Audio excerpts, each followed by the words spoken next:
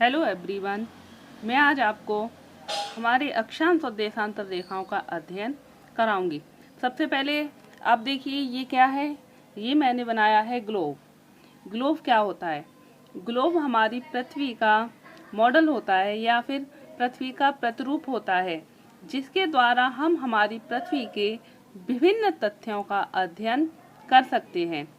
ये हमारी पृथ्वी का मॉडल है जिसके द्वारा हम हमारी पृथ्वी के विभिन्न तथ्यों का अध्ययन कर सकते हैं, या पृथ्वी के तथ्यों को अध्ययन करने के लिए हम ग्लोब का प्रयोग करते हैं। आइए देखते हैं। देखिए मैंने इस पर कुछ लाइनें खींची हुई हैं। ठीक है, मैंने इस पर कुछ लाइनें बनाई हैं। आज हम इन्हीं रेखाओं का अध्ययन करेंगे कि जो हमारा ग्लोब जो है उस पर हम रेखाओं को क्यों खींचते हैं, या ये जो रेखाएं हैं हमें इसकी क्या आवश्यकता है। इन रेखाओं के प्रयोग से हमें किसका अध्ययन के बारे में जानकारी प्राप्त होती है। तो आइए आज हम पढ़ते हैं हमारी अक्षांश और देशांतर रेखाएं कि अक्षांश रेखाएं किसे कहते हैं व देशांतर रेखाएं किसे कहते हैं। सबसे पहले देखिए, ये हमारी पृथ्वी है और ये हमारी पृथ्वी का है नॉर्थ पोल। ठीक है, ये है हमारी पृथ्वी का नॉर्थ पोल और ये है साउथ पोल। ठीक है, ये नॉर्थ एक्सिस और ये साउथ एक्सिस, यानी उत्तरी ध्रुव और दक्षिणी ध्रुव। अर्थात हमारी जो पृथ्वी है उसके दो ध्रुव होते हैं, पहला उत्तरी ध्रुव और दूसरा दक्षिणी ध्रुव। अब इन्हीं के माध्यम से हम हमारी अक्षांश और देशांतर रेखाओं का अध्ययन करेंगे। तो आइए सबसे पहले जानते हैं कि अक्षांश और देशांतर रेखाएं कहते किसे हैं या इनकी क्या आवश्यकताएं होती हैं। तो अक्षांश और देशांतर रेखाएं वे काल्पनिक रेखाएं होती हैं। अक्षांश और देशांतर रेखाएं वे काल्पनिक रेखाएं होती हैं जिनका प्रयोग हम हमारी पृथ्वी के तापमान, वहाँ की जलवायु, यहाँ के समय और तिथि को ज्ञात करने के लिए किया जाता है।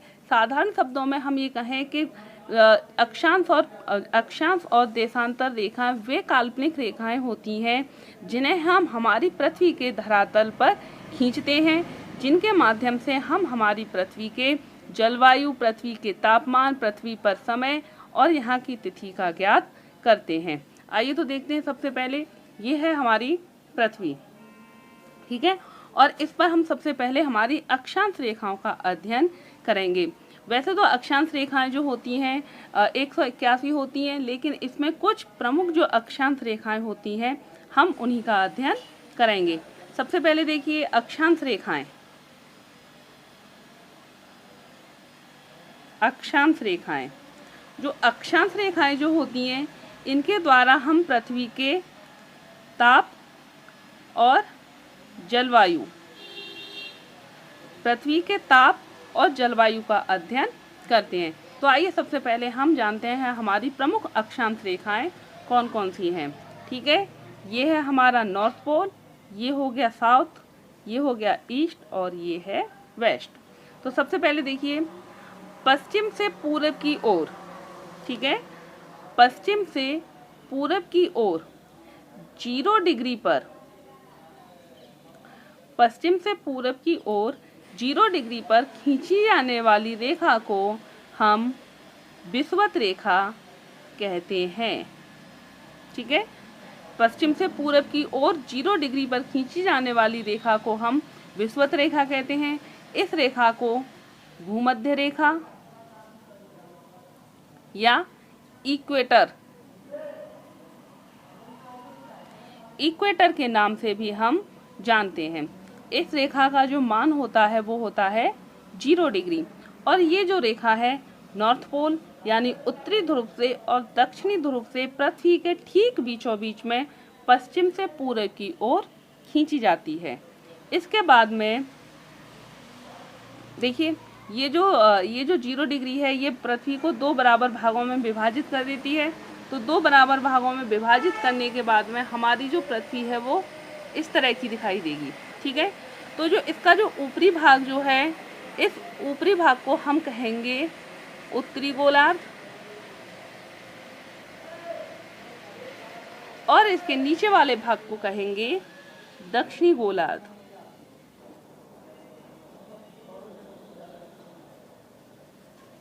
अर्थात भूमध्य रेखा वह रेखा है जो पृथ्वी को 2 बराबर भागों में विभाजित करती है। इस रेखा का जो मान होता है वो 0 डिग्री होता है। इस रेखा को हम विषुवत रेखा के नाम से भी जानते हैं और इस रेखा को इक्वेटर कहते हैं। आइए जानते हैं, इधर आइए। इधर इसके ऊपरी वाले भाग में यानी उत्तरी गोलार्ध में 23.5 डिग्री पर जो रेखा खींची जाती है उस रेखा को हम कहते हैं कर्क रेखा। उत्तरी गोलार्ध में 23.5 डिग्री पर जो रेखा खींची जाती है इस रेखा को हम कहते हैं कर्क रेखा या ट्रॉपिक ऑफ कैंसर। कर्क रेखा या ट्रॉपिक ऑफ कैंसर।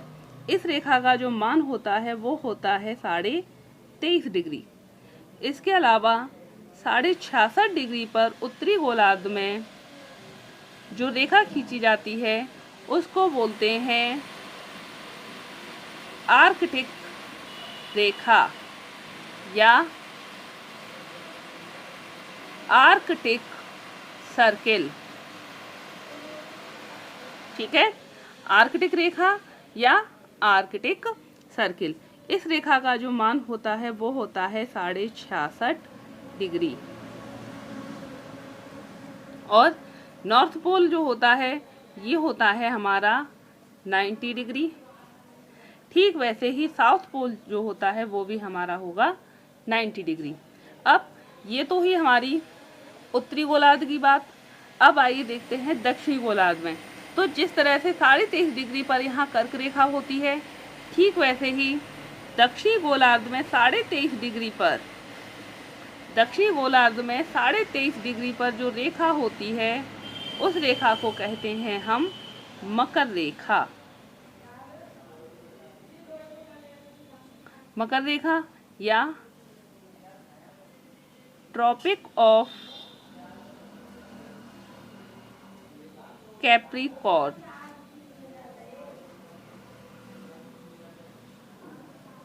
इक्वेटर। ठीक है, इसके बाद में 66.5 डिग्री पर दक्षिणी गोलार्ध में जो रेखा खींची जाती है इस रेखा को कहते हैं हम हमारी अंटार्कटिक रेखा या अंटार्कटिक सर्कल। इस रेखा का मान होता है 66.5 डिग्री और मकर रेखा का होता है 23.5 डिग्री। ठीक है, इस प्रकार से हम हमारी पृथ्वी पर कुछ आवश्यक अक्षांश रेखाओं को खींचते हैं जो कि अपना विशेष महत्व रखती हैं। अब देखिए, इसमें ये 90 डिग्री नॉर्थ पोल का मान होगा और ये 90 डिग्री होगा साउथ पोल का मान। अब इसमें देखिए, ये जो हमारी भूमध्य रेखा जो है पृथ्वी को 2 बराबर भागों में विभाजित कर देती है, तो हमारी 0 डिग्री भूमध्य रेखा से 90 डिग्री उत्तरी ध्रुव तक जो हमारी अक्षांश रेखाएं हैं उनकी संख्या होती है 90। ठीक है, 0 डिग्री भूमध्य रेखा से 90 डिग्री उत्तरी ध्रुव तक जो हमारी अक्षांश रेखाएं होती हैं उनकी संख्या होती है 90। ठीक वैसे ही 0 डिग्री भूमध्य रेखा से 90 डिग्री उत्तरी ध्रुव तक जो अक्षांश रेखाएं होती हैं उनकी संख्या भी होती है 90। ठीक है, इन दोनों की संख्या होती है 90-90। जबकि देखिए, आपको पता है कि हमारी जो पृथ्वी है वो 360 डिग्री है, यानी कोई भी चीज़ अपने आप में 360 डिग्री होती है। जब हम इसके 4 भाग करेंगे तो हर भाग अपने आप में 90-90 डिग्री का हो जाएगा। लेकिन यहाँ पर हमने 360 रेखाएं न खींच के केवल 90 रेखाएं खींची हैं, क्योंकि देखिए हमारी जो अक्षांश रेखाएं हैं वो हमारी पृथ्वी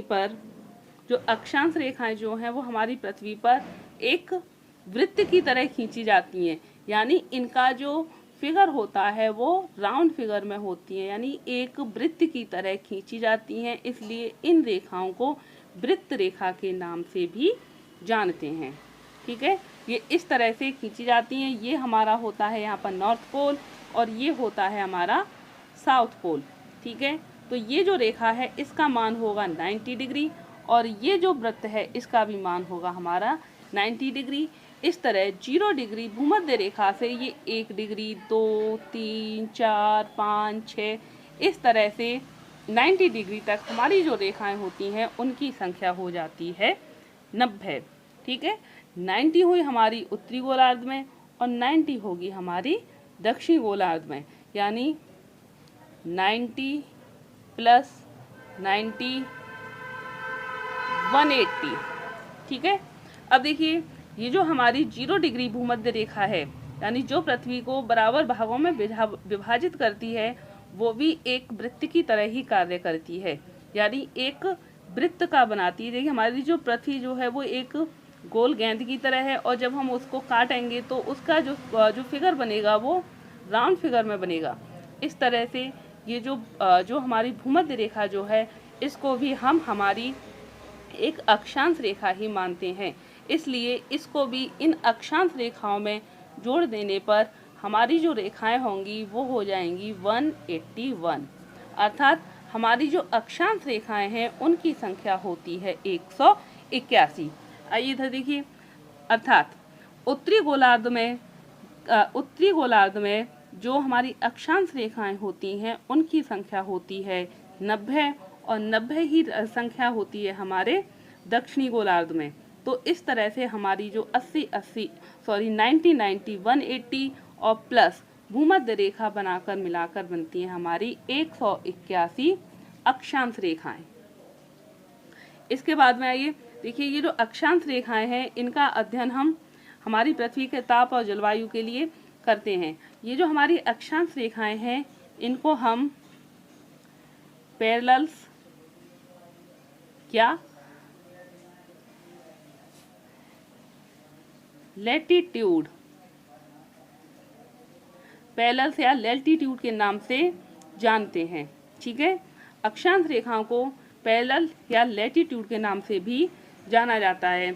अब देखिए इन रेखाओं को कभी कभी समानांतर रेखा के नाम से भी संबोधित किया जाता है। कौन सी रेखा? समानांतर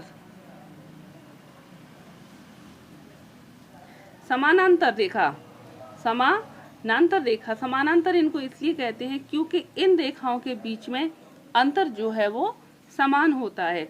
जैसे कि देखिए इसमें देखिए ये है हमारी 0 डिग्री भूमध्य रेखा।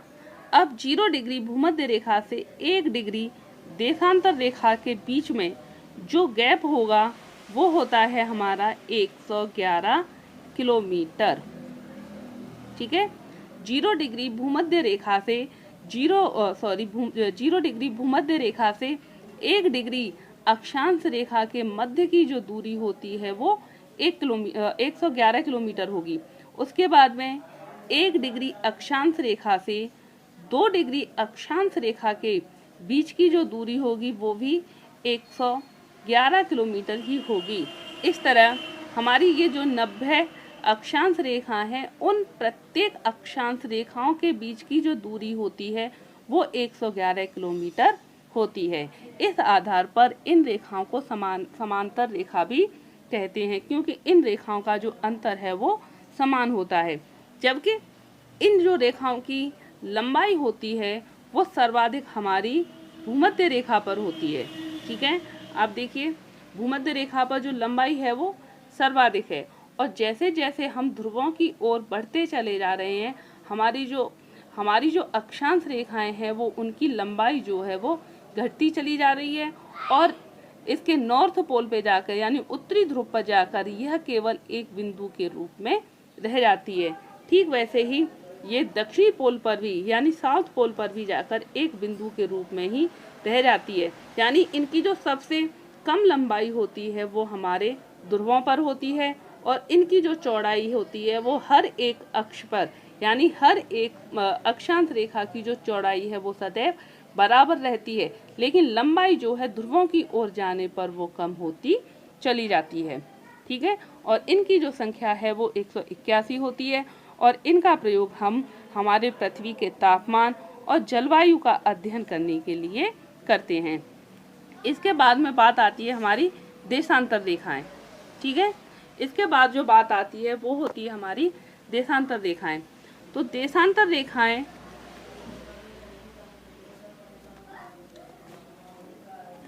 देशांतर रेखाओं का अध्ययन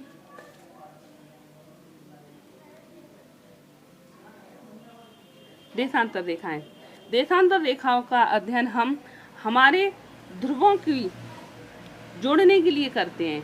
ठीक है, देशांतर रेखाएं जो हैं वो हमारे ध्रुवों को जोड़ती हैं। किसको जोड़ती हैं? पोल्स को, यानी नॉर्थ पोल से और साउथ पोल की ओर जो रेखाएं खींची जाती हैं उन रेखाओं को हम मेरिडियन, ठीक है, क्या कहते हैं? मेरिडियन या लॉन्गिट्यूड। ठीक है, जो एक पोल से दूसरे पोल की ओर या नॉर्थ एक्सिस से साउथ एक्सिस की ओर जो रेखाएं खींची जाती हैं उनको हम मेरिडियन या लॉन्गिट्यूड के नाम से जानते हैं। इनका कार्य होता है दोनों पोलों को जोड़ना। और ये जो देशांतर रेखाएं होती हैं इनका अध्ययन हम हमारी पृथ्वी के समय और तिथि को ज्ञात करने के लिए करते हैं। ठीक है, आपने देखा होगा, आपको दिख भी रहा है कि ये नॉर्थ पोल से साउथ पोल की तरफ जो लाइनें खींची गई हैं इनको हम देशांतर रेखाएं कहते हैं। ठीक है, जिनके आधार पर हम दो देशों के समय के अंतर को, वहाँ की तिथि के अंतर को ज्ञात कर सकते हैं। अब आइए इस ग्लोब पर हम विस्तृत रूप से अध्ययन करेंगे। ये देखिए, इस ग्लोब पे जो मैंने जो कुछ रेखाएं खींची हुई हैं, इस ग्लोब पर मैंने कुछ रेखाएं खींची हुई हैं, इनका अध्ययन अब हम बारीकी से करेंगे। ये देखिए, ये है हमारी 0 डिग्री, ये है हमारी 0 डिग्री भूमध्य रेखा, इक्वेटर।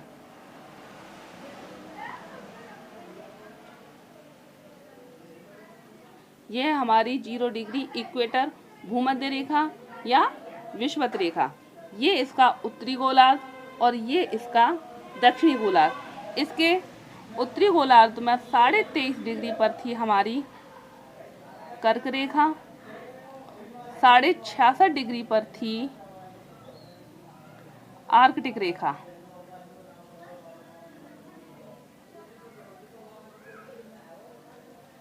ठीक वैसे ही इसके दक्षिणी ध्रुव में 23.5 डिग्री पर मकर रेखा और 66.5 डिग्री पर अंटार्कटिक रेखा। ठीक है, ये तो हुई हमारी अक्षांश रेखाओं की बात। और मैंने भी आपको बताया भी कि अक्षांश रेखाएं जो हैं वो एक वृत्त की तरह खींची जाती हैं, इसलिए इनकी संख्या उत्तरी ध्रुव में भी 90 होती है और दक्षिणी ध्रुव में भी 90 ही होती है। ये जो अक्षांश रेखाएं होती हैं दोनों ध्रुवों पर जाकर एक बिंदु का रूप जो है वो धारण कर लेती हैं। अब बात आती है हमारी देशांतर रेखाओं की, कि देशांतर रेखाएं जो हैं हमें उनकी आवश्यकता क्यों है या उनको ग्लोब पर क्यों खींचा जाता है। तो देखिए, सबसे पहले 1884 में, सन 1884 में अमेरिका के शहर वाशिंगटन में एक मीटिंग हुई, एक विभिन्न देशों द्वारा मीटिंग की गई। इस मीटिंग का उद्देश्य था कि हम पृथ्वी के समय और तिथि को कैसे ज्ञात करें, अर्थात समय किस रेखा को कहा जाए और तिथि किस रेखा को कहा जाए। इसके लिए इन्होंने एक मीटिंग 1884 में वाशिंगटन में एक मीटिंग की और इस मीटिंग का उद्देश्य था हमारी समय रेखा और तिथि रेखा का निर्धारण करना कि किस रेखा को हम समय रेखा घोषित करें और किस रेखा को तिथि रेखा घोषित करें। इसी का अब हम विस्तृत रूप से अध्ययन करेंगे।